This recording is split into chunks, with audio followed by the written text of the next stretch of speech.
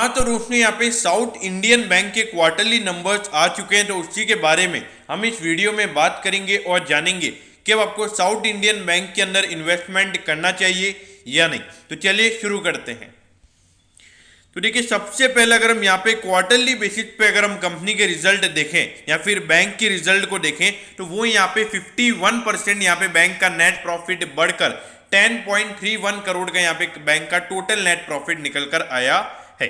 अब देखिए, यहाँ पर अगर आप देखोगे तो क्वार्टरली बेसिस पे आपको नंबर अच्छा लगेगा, लेकिन जो ईयरली बेसिस यानी कि पिछले साल के अप्रैल से जून वाले क्वार्टर से अगर हम कंपेयर करेंगे तो वहां पे आपको रिजल्ट बहुत बेकार लगेगा। क्योंकि ये देखिए, पिछले साल इसी सेम क्वार्टर में बैंक को 81 करोड़ का प्रॉफिट हुआ था और अभी बैंक को सिर्फ 10 करोड़ का प्रॉफिट हुआ है। और इसके पीछे का रीजन क्या है? वो है प्रोविजनिंग। देखिए, अभी बैंक ने प्रोविजनिंग की है 497 करोड़ की और पिछले साल इसी सेम क्वार्टर में बैंक ने 300 करोड़ से कम की प्रोविजनिंग की थी। अब देखिए, बैंक अगर प्रोविजनिंग कम करेगा तो उसका मतलब ये है कि वहां पे बैंक को ऐसा लग रहा था पिछले साल की आने वाले टाइम पे एनपीए का नंबर नहीं बढ़ेगा, लेकिन वहां पर जो सिचुएशन थी वो सिचुएशन वहां पे नहीं रुकी थी और अभी ये कोविड का सेकंड वेव और आ गया, जिसकी वजह से यहाँ पे प्रोविजनिंग बैंक को बहुत ज्यादा करनी पड़ी है। अब ये देखिए, 20% क्वार्टरली बेसिस यानी कि पिछले क्वार्टर में जो बैंक ने प्रोविजनिंग की थी उसके कंपैरिजन में भी यहाँ पे 20% प्रोविजनिंग बैंक ने ज्यादा की है। तो देखिए, अगर बैंक प्रोविजनिंग करेगा तो सीधी सी बात है कि जो एट द एंड का जो नेट प्रॉफिट होता है वो बैंक का कम निकल कर आएगा। अब ये देखिए, बैंक ज्यादा प्रोविजनिंग क्यों कर रहा है? अब यहां पर अगर आप ग्रॉस एनपीए का नंबर देखोगे तो वो निकल कर आता है 8.02% और पिछले क्वार्टर में ये नंबर था 6.97%, यानी कि 1.05% से यहाँ पे ग्रॉस एनपीए का नंबर बैंक का बढ़ा, यानी कि इतने डिफॉल्ट बैंक के बढ़े। तो देखिए, जब बैंक का ग्रॉस एनपीए का नंबर इतना बढ़ेगा तो बैंक को अगर अपना नेट एनपीए कम करना है तो वहां पे प्रोविजन ज्यादा लेने पड़ेंगे और वहां पे प्रोविजनिंग बैंक ने की है, लेकिन तो भी जो नेट एनपीए का नंबर है वो निकल कर आता है 5.05%, तो जबकि पिछले क्वार्टर में ये नंबर 4.61% पे था, यानी कि 0.44% से यहाँ पे बैंक के नेट एनपीए के नंबर्स बढ़े हैं। अब देखिए, अभी भी आप ऐसे स्मॉल कैप बैंक को अगर आप एचडीएफसी बैंक से कंपेयर करोगे, एचडीएफसी बैंक के टोटल एनपीए निकल कर आते हैं 0.48% और यहाँ पे तो क्वार्टरली बेसिस पे 0.44% से एनपीए बढ़ रहे हैं। तो देखिए, इसीलिए मार्केट इनसे स्टॉक को अंडर वैल्यूड रखता है और आप ऐसे स्टॉक को बुक वैल्यू की तरह से वैल्यूड करते हो। लेकिन देखिए, यहां पर अगर आप देखोगे तो ग्रोथ अगर अभी देखा जाए तो अभी कोविड का सेकंड वेव है और जो स्मॉल बैंक्स होते हैं उनको बहुत ज्यादा सफर करना पड़ता है।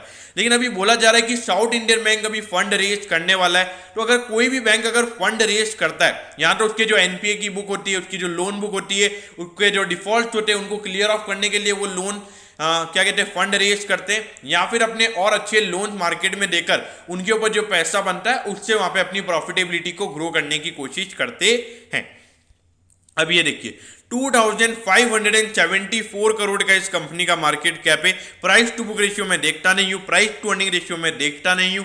क्यों नहीं देखता हूं? क्योंकि जो एनपीए का नंबर है वो जब तक मेरे लगभग 2 से 3% नेट एनपीए का नंबर और ग्रॉस एनपीए का नंबर अगर हम बात करें तो अराउंड 5 से 6% का ऐसे बैंक का अगर होता है तभी मैं ये वैल्यूएशन पॉइंट ऑफ व्यू से ऐसे बैंक को देखता हूं। अब ये देखिए, लगातार अगर हम देखें तो बैंक के रेवेन्यू में हमको अच्छी ग्रोथ देखने को मिल रही है। ऑल्दो 2021 में कोविड की वजह से हमको यहाँ पे रेवेन्यू कम होता हुआ नजर आया है।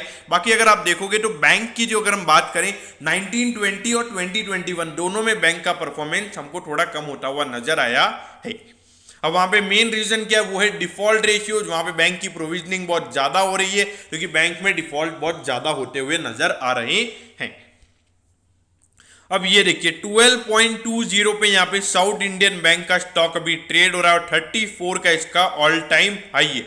तो देखिए, यहाँ पे जो प्रॉफिटेबिलिटी बैंक की कम हुई है, मुझे ऐसा लगता है कि ये सारी चीजें शेयर के अंदर फैक्टर इन हो चुकी है, क्योंकि शेयर का प्राइस अगर आप देखोगे 34 के हाई से अगर 12 पे आया है तो सीधी सी बात है कि वो चीजें यहाँ पे फैक्टर इन है। अब देखिए, यहाँ पर अगर देखा जाए तो बैंक की जो सिचुएशन है इतनी अच्छी हमें नजर नहीं आती है, तो अगर आप लॉन्ग टर्म इन्वेस्टर है तो मेरे ख्याल से ऐसे बैंक में पैसा डालना एक रिस्की एसेट बन सकता है आपके लिए। लेकिन हाँ, अगर आप एक एग्रेसिव इन्वेस्टर और ज्यादा रिस्क लेना पसंद करते करते हो तो मेरे ख्याल से आप यहाँ पे इन्वेस्टमेंट कर सकते हो। अगर शॉर्ट टर्म व्यू की बात करें तो जो यहाँ पे जो ग्रॉस एनपीए का नंबर है उसके ऊपर मार्केट कैसे रिएक्ट करता है वो देखना बहुत जरूरी रहेगा। वैसे शॉर्ट टर्म के लिए मेरी तरफ से आपको कोई एडवाइस नहीं है। तो दोस्तों मैं होप करता हूँ कि साउथ इंडियन बैंक के क्वार्टरली नंबर के बारे में आपको सब कुछ पता चल गया होगा। अगर आपकी कोई भी क्वेरीज है तो आप कमेंट कीजिए, मैं जरूर आपके कमेंट पर रिप्लाई करूंगा। ओके दोस्तों, thank you, have a nice day.